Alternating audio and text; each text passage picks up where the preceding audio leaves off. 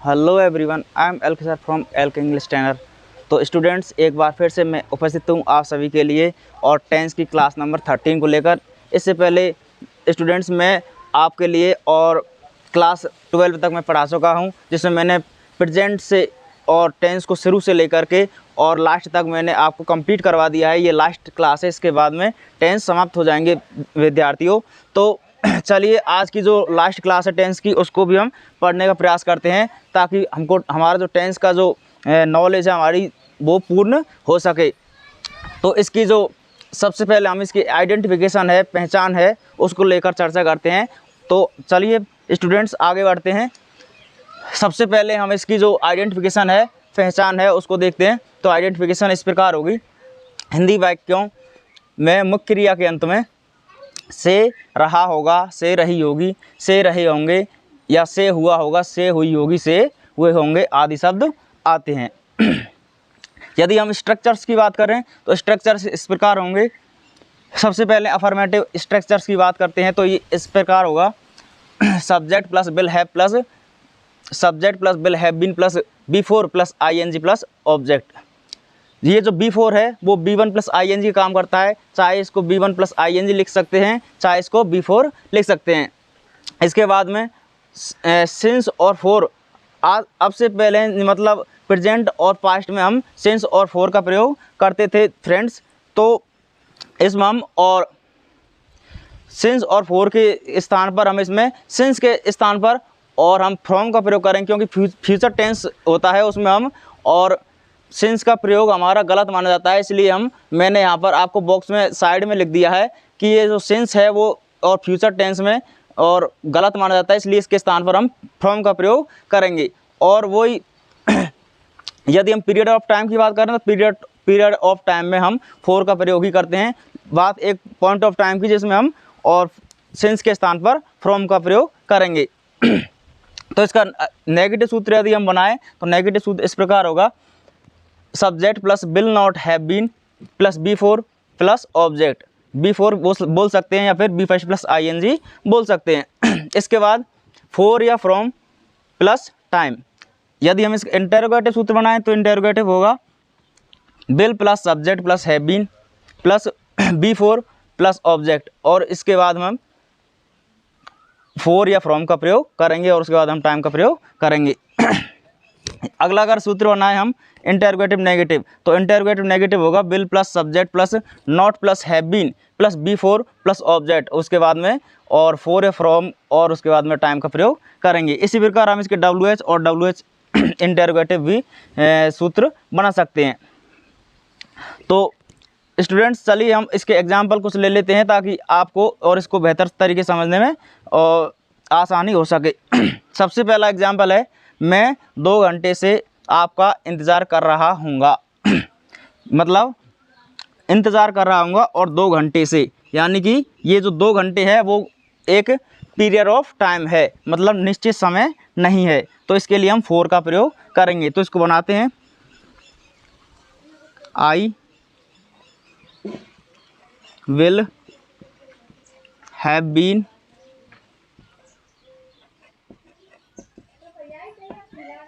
Waiting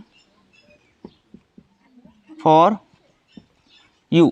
I have been waiting for you. मैं आपका इंतज़ार कर रहा हूँगा। कब से? 2 घंटे से। तो 4 2 आवर्स, फॉर 2 आवर्स। यदि अब इसका नेगेटिव वाक्य बनाए तो नेगेटिव इस प्रकार होगा। I will not have been waiting for you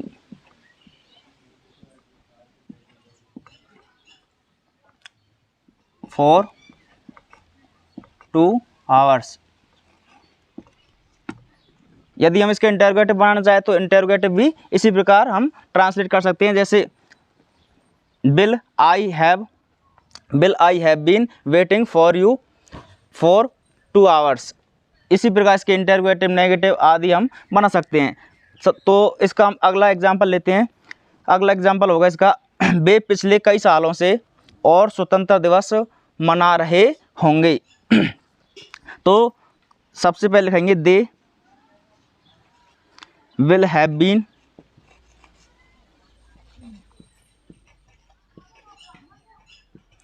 they will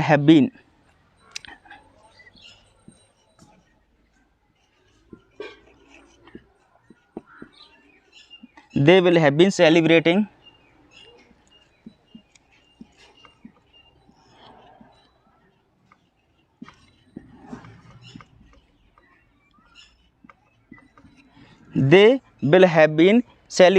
independence day. कब से? पिछले कई सालों से। तो ये भी एक अनिश्चित समय है, यानी कि ड्यूरेशन ऑफ टाइम है, तो इसके लिए हम फॉर का प्रयोग करेंगे। फॉर पिछले, पिछले की होगी लास्ट, मैनी ईयर्स,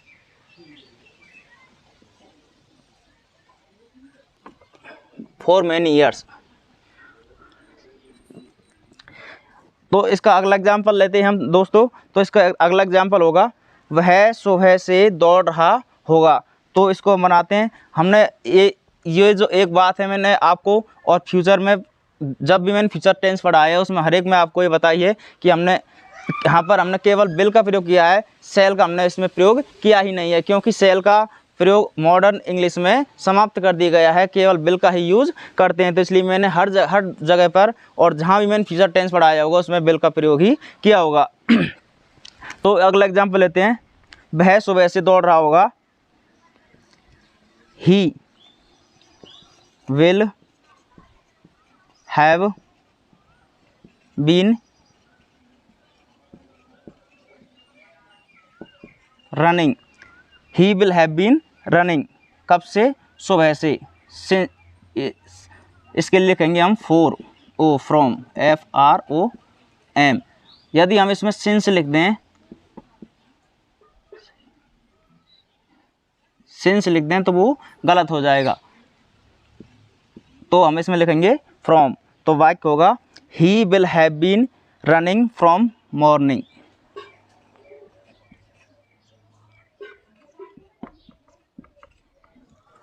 तो वाक्य किस प्रकार होगा, he will have been running from morning. अगला एग्जाम्पल है, वह 2 बजे से अंग्रेजी पढ़ रही होगी। तो इसको बनाते हैं, सी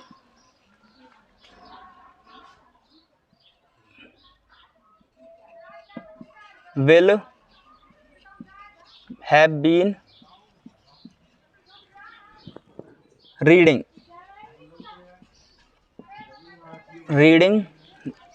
सी will have been reading English. कब से? 2 बजे से। तो फ्रॉम 2 o'clock। इस प्रकार होगा। तो अगला एग्जाम्पल हम ले लेते हैं। आपका जो एग्जाम्पल लेंगे अगला हम वो लेंगे और इंटेरोगेटिव वाला। तो इंटेरोगेटिव वाला एग्जाम्पल लेते हैं, हम 4 बजे से टीवी क्यों देख रहे होंगे। तो सबसे पहले हम और क्योंकि लिखेंगे, क्योंकि इंटेरोगेटिव वाक्य है। तो लिखेंगे, भाई विल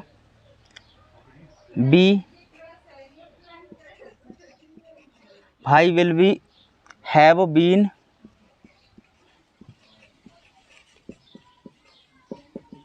वॉचिंग टीवी। कब से? 4 बजे से। तो फ्रॉम 4 o'clock,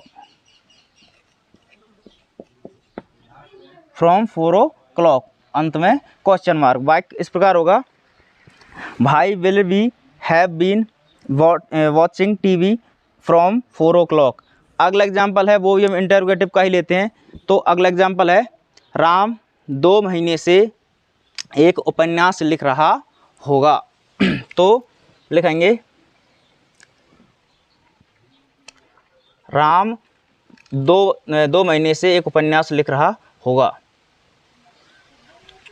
तो सॉरी सर, मैंने इसमें, और ये इंटेरोगेटिव वाक्य है, तो हम इसको एक बार फिर से बनाते हैं।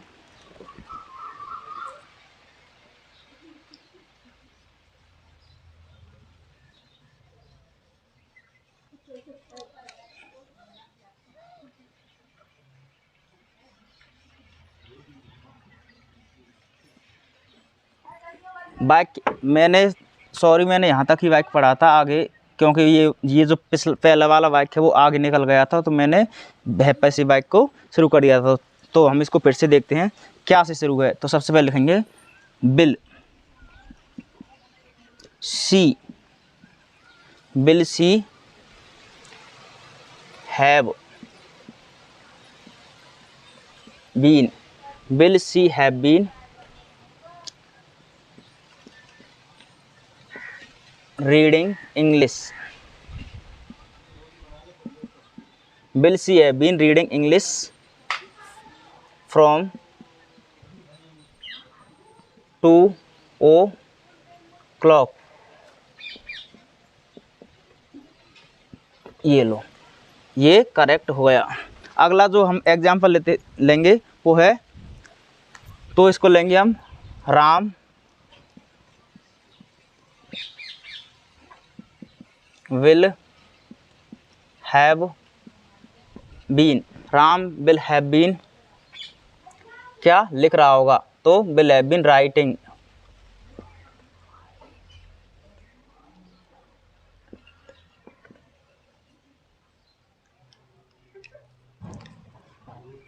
Ram will have been writing A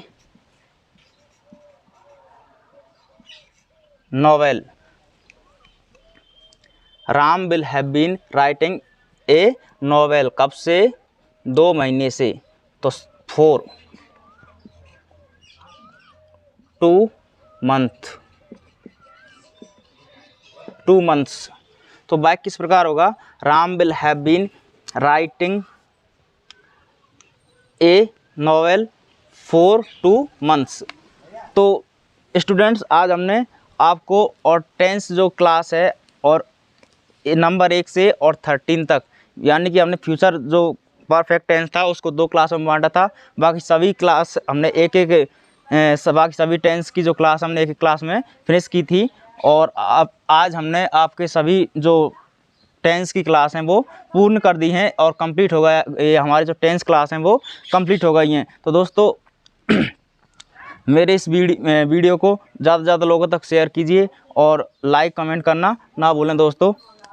thanks for watching.